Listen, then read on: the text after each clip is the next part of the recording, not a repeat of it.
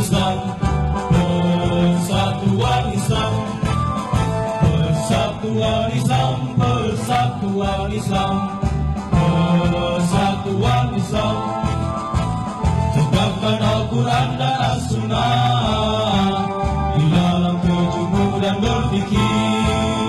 Tahayul bid'ah murabak di muka bumi, muncullah persatuan Islam. Tahayul bid'ah murabak di muka bumi, muncullah persatuan Islam. Persatuan Islam, persatuan Islam.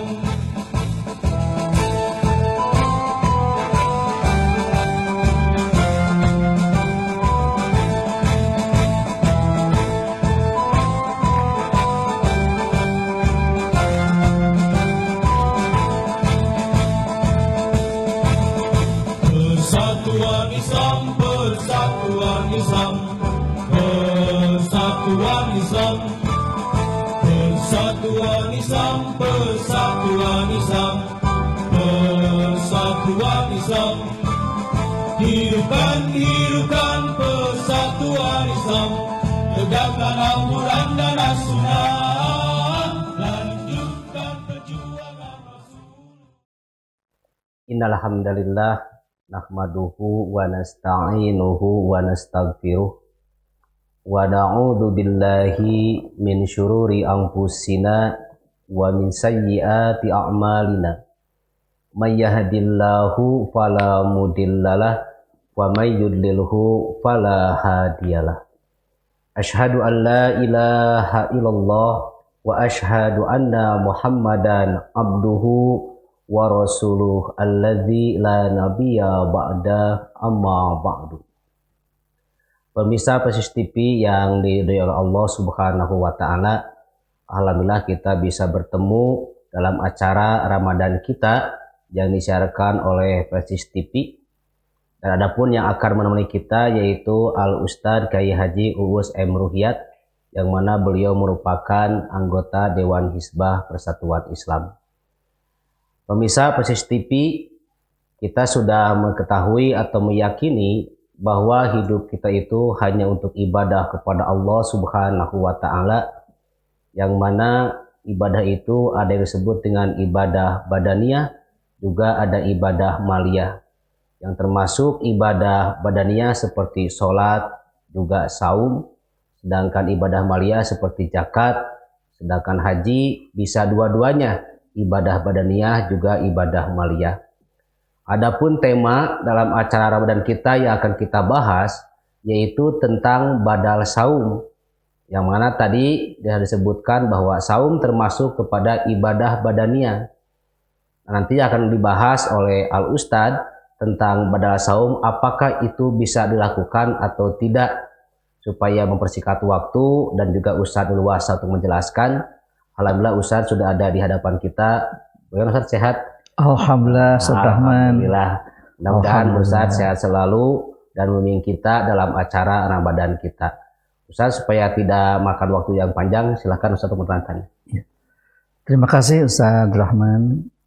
Alhamdulillah wa syukru ala ni'amillah. Asyhadu an la ilaha illallah wahdahu la syarikalah. Wa asyhadu anna Muhammadan abduhu wa rasuluh alladzi la nabiyya ba'dah amma ba'du. Para pemirsa Persis TV yang dimuliakan Allah Subhanahu wa taala, tidak diragukan lagi Ustadz Rahman bahwa sebagaimana tadi dalam muqaddimah Ustadz Rahman menyampaikan bahwa ibadah itu terdiri dari dua macam. Ada ibadah badaniyah, artinya adalah ibadah yang tidak bisa dilakukan kecuali oleh badan sendiri, sehingga seseorang jangan mempunyai anggapan atau jangan mempunyai harapan ketika menyekolahkan anak itu ke pesantren.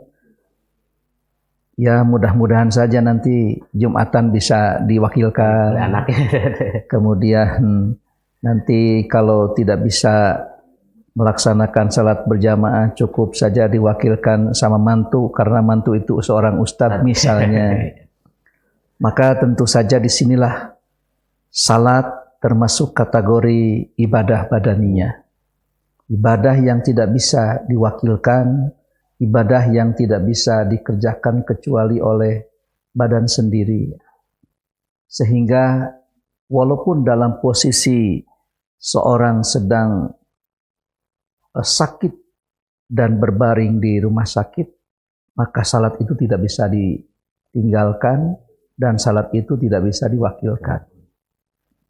Bisa jadi apabila memang salat itu bisa diwakilkan, tentu seseorang yang sedang sakit di rumah sakit, di ICU, atau juga di tempat di mana kita tinggal, cukup saja mewakilkan kepada seseorang agar tidak membebani karena dia sedang menderita sakit yang dialaminya. Akan tetapi seandainya seorang tidak bisa salat sambil duduk, kemudian sambil berbaring pun itu ternyata sampai harus dengan isyarat. Ini menunjukkan bahwa ibadah salat ini adalah ibadah yang teramat penting dan tidak bisa dikerjakan kecuali oleh badan sendiri, dirinya sendiri. Ini anak tidak bisa diwakilkan orang tua, orang tua tidak bisa diwakilkan oleh anak. Inilah ibadah badaniyah. Jadi ibadah salat ternyata tidak bisa diwakilkan dan tidak bisa diuangkan atau tidak bisa dengan fidyah.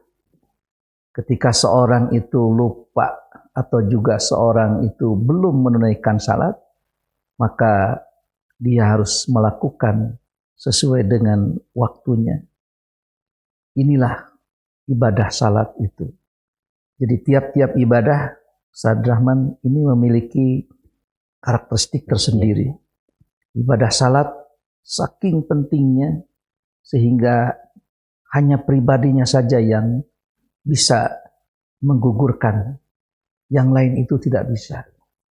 Jika ada seorang yang salatnya itu misalnya diwakilkan kepada yang lain, maka tentu saja gugur dengan sendirinya dan tidak akan dicatat. Karena memang salat itu mesti hadir dengan sendirinya. Inilah barangkali ibadah badaniyah. Dan di samping salat itu ada yang juga termasuk kategori ibadah badaniyah, yaitu yang sekarang kita bahas itu, saum, yakni adalah saum. Saum pun termasuk kategori ibadah badaniyah. Artinya tidak bisa seseorang itu menyaumi atau melaksanakan saum untuk orang lain. Karena ibadah saum pun adalah ibadah badaniyah. Tapi memang, Ustaz Rahman, ibadah saum ini ada karakteristik tersendiri dan ada keunikan tersendiri. Di mana bagi orang-orang tertentu, itu ibadah badaniyah ini bisa diganti dengan ibadah maliyah. Iya saja. Nah, begitu. Dan ibadah saum ini dikarenakan ada rukhsah. Seseorang apabila tidak menunaikan ibadah saum, satu bisa diganti dengan qada, berupa rukhsahnya itu bisa membatalkan, kemudian diganti dengan saum di hari-hari yang lain. Ada yang bisa diganti dengan harta atau dengan fidyatun ta'am miskin. Nah, oleh karena itu ibadah saum ini termasuk ibadah yang unik dibanding dengan ibadah lainnya. Salat sama sekali tertutup kemungkinan untuk diganti dengan harta dengan mal. Sementara ibadah saum ada kemungkinan saja. Disitulah wa 'alal ladzina yutiqunahu fidyatun ta'amu miskin.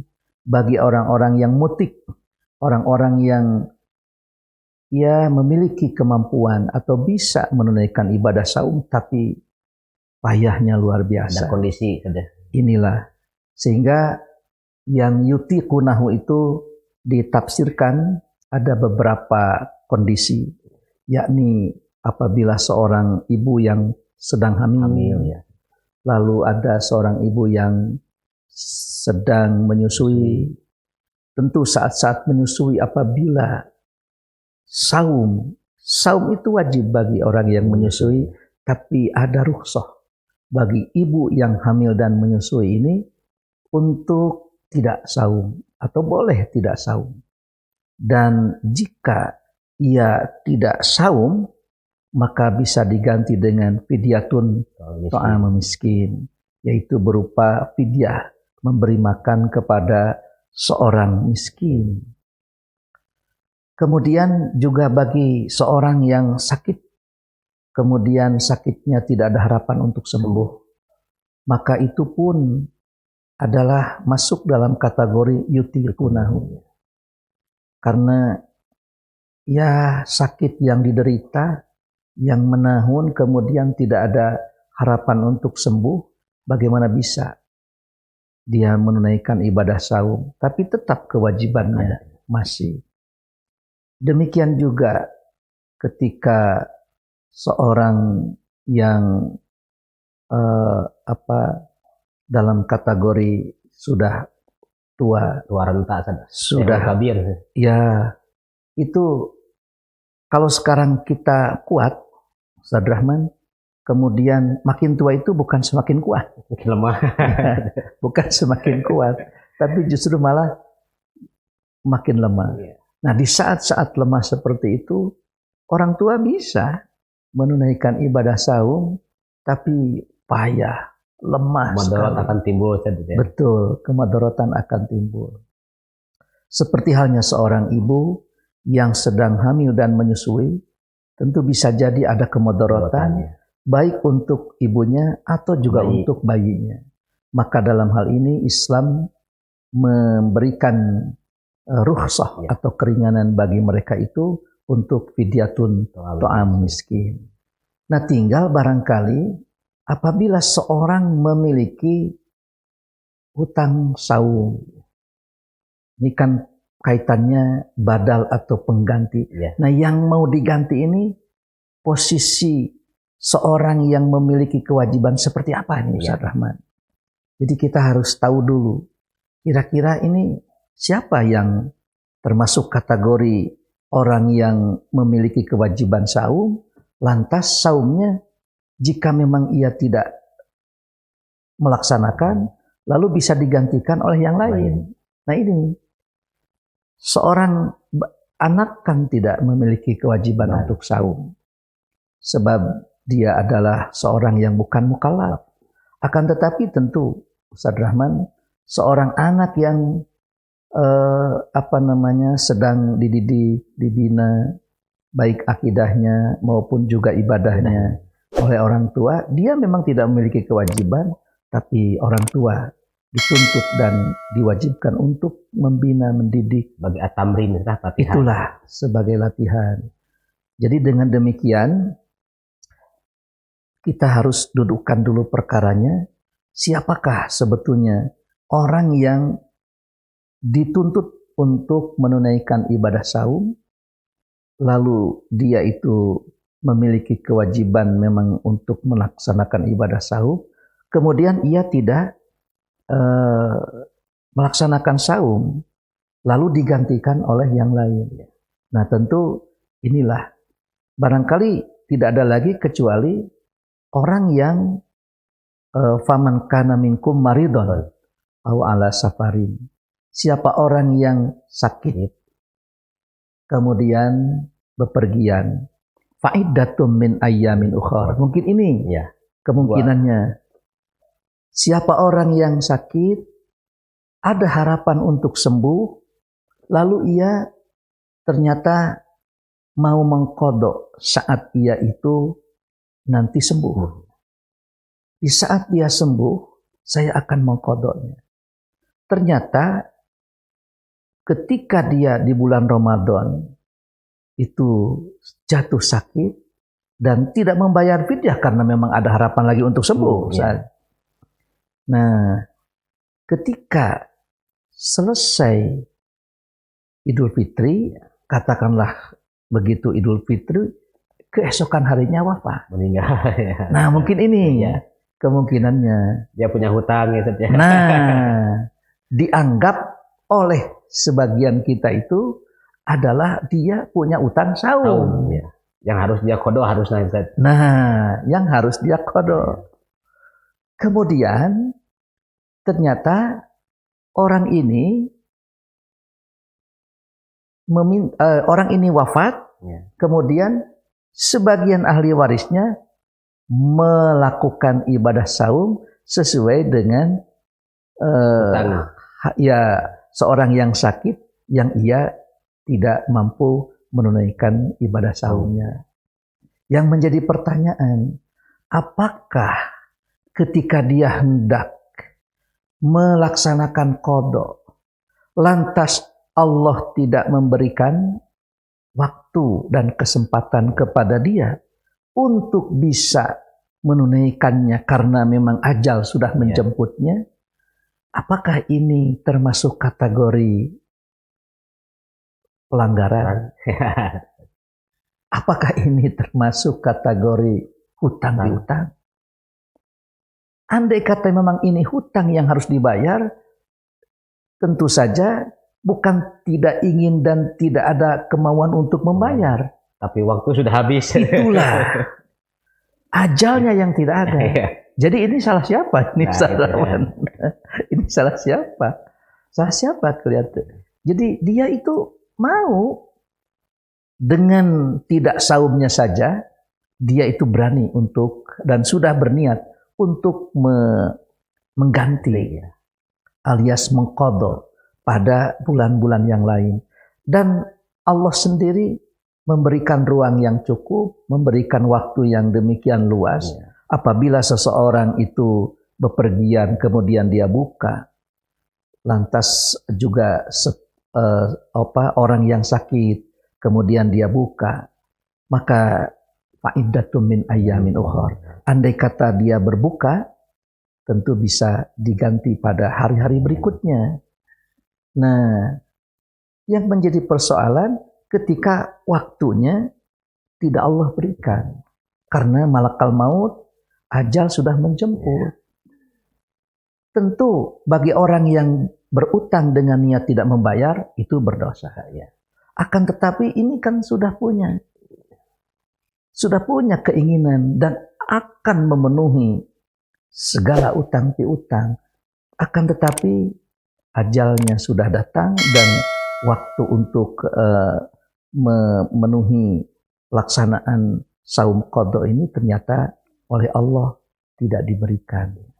Maka yang menjadi persoalan di sini, apakah dia itu termasuk orang yang melanggar dan apakah dia itu termasuk orang yang berutang?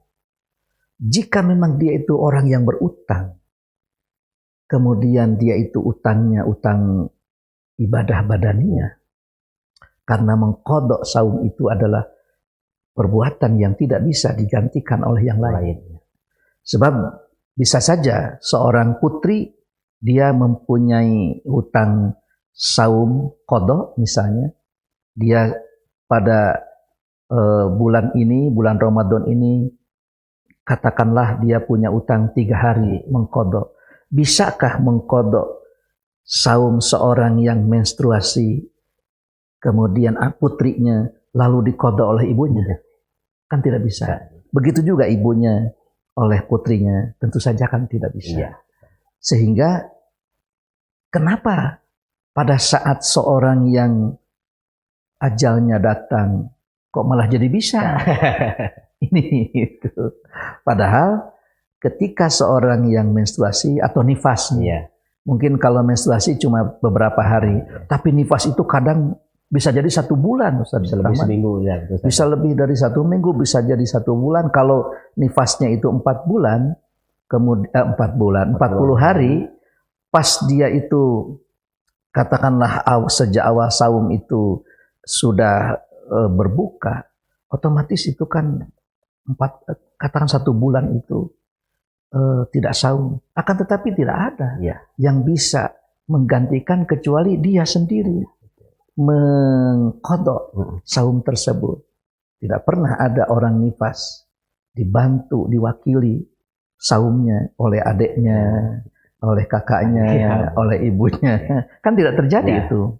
Nah, yang menjadi persoalan sekarang adalah seorang yang mempunyai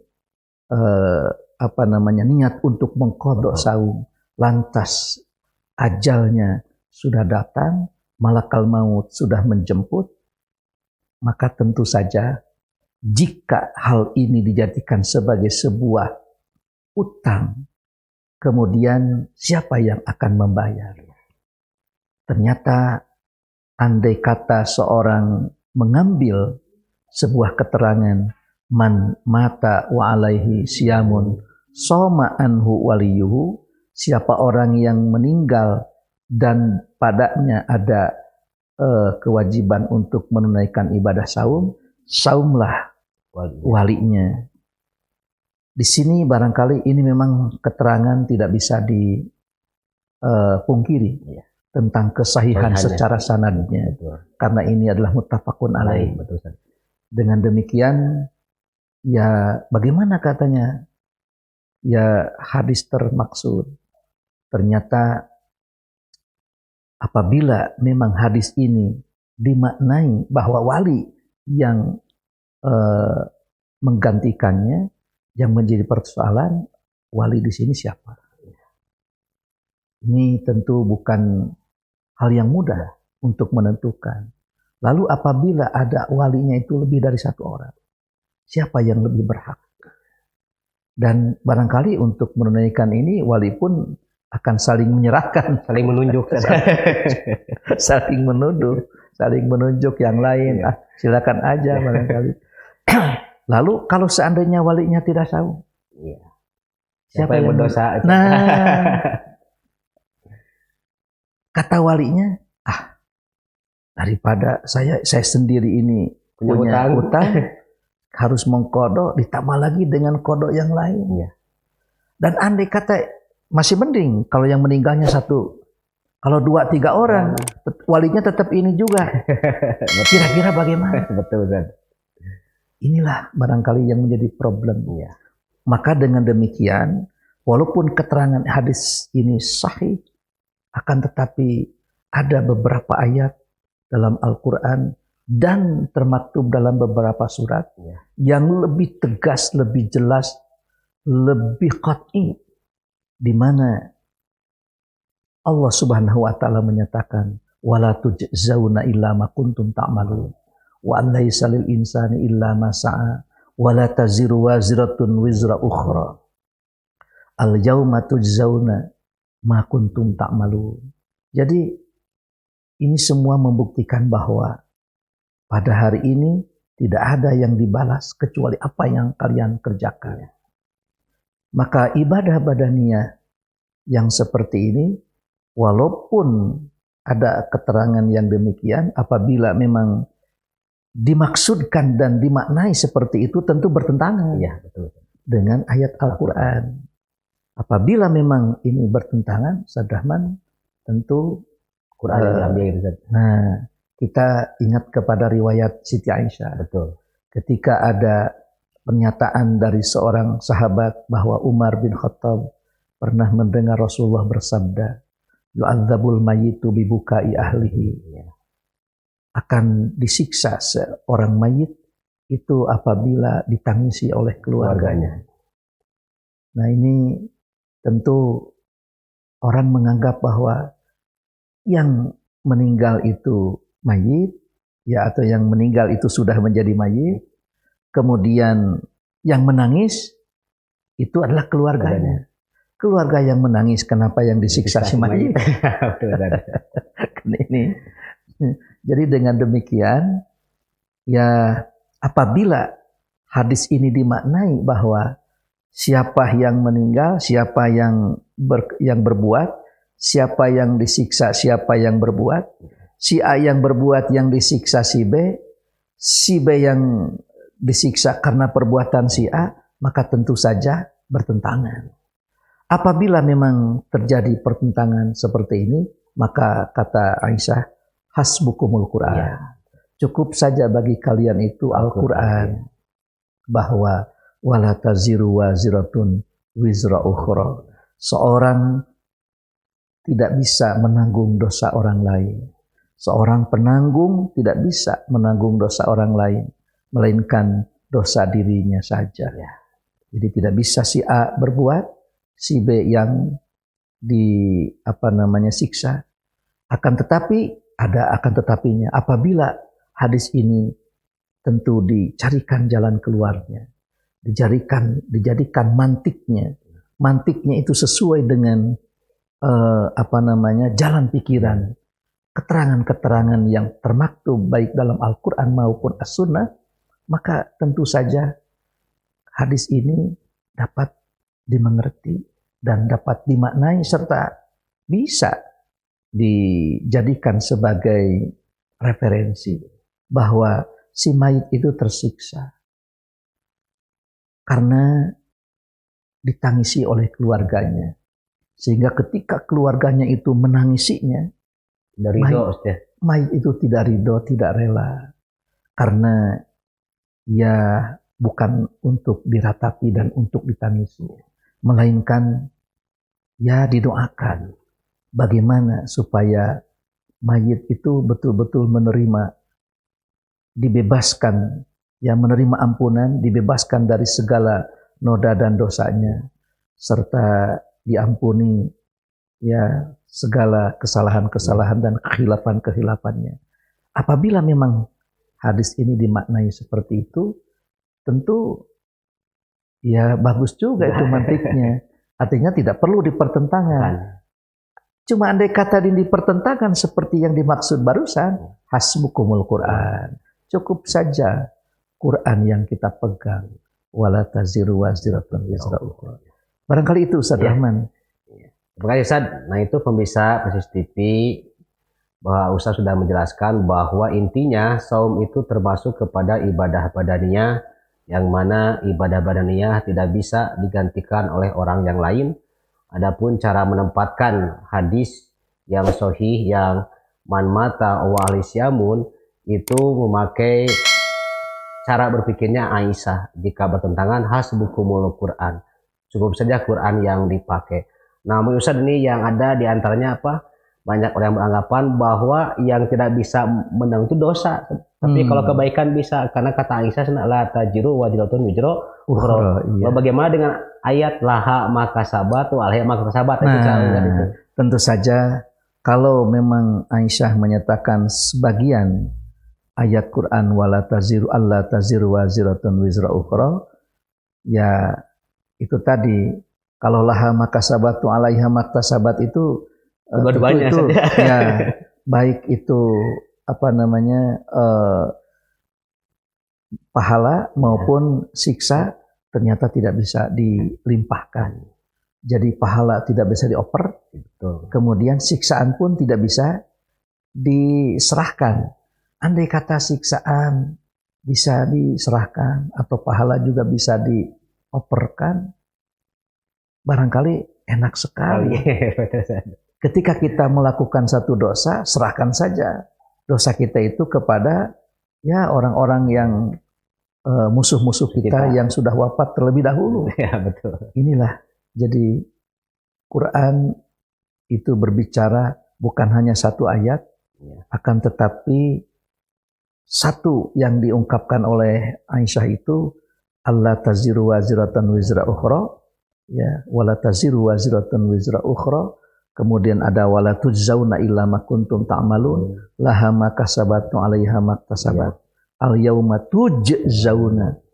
Bahkan ada innama tujzauna ma kuntum ta'malun. Jadi bukan hanya satu ayat. Itu bisa kalau kita menggunakan kaidah usul dikru afrodil am la yukhassisuhu, menyebutkan satu di antara afrod yang am, yang umum, itu tentu tidak mengkhususkan. Iya, Ustaz. Seperti itu Ustaz Rahman. Ya begitu pemirsa Fish TV, alhamdulillah Al Ustaz sudah sangat jelas menerangkan masalah tentang badal saum. Kesimpulannya tidak ada badal saum, justru yang ada ketika manusia kewajiban saum untuk mengkodok dia punya kewajiban, lalu dia meninggal, maka fa'idatun bin amin uhurnya sudah tidak ada in qita'a amaluhu. Jadi intinya badal saum itu tidak ada di dalam syariat. Mungkin itu yang bisa kami sampaikan. Insya Allah kita bisa bertemu lagi pada hari yang lain dalam acara Ramadan kita. Mohon maaf apabila ada salah-salah kata. Aqulu qouli hadza wa astaghfiruha li wa lakum. Wassalamualaikum warahmatullahi wabarakatuh.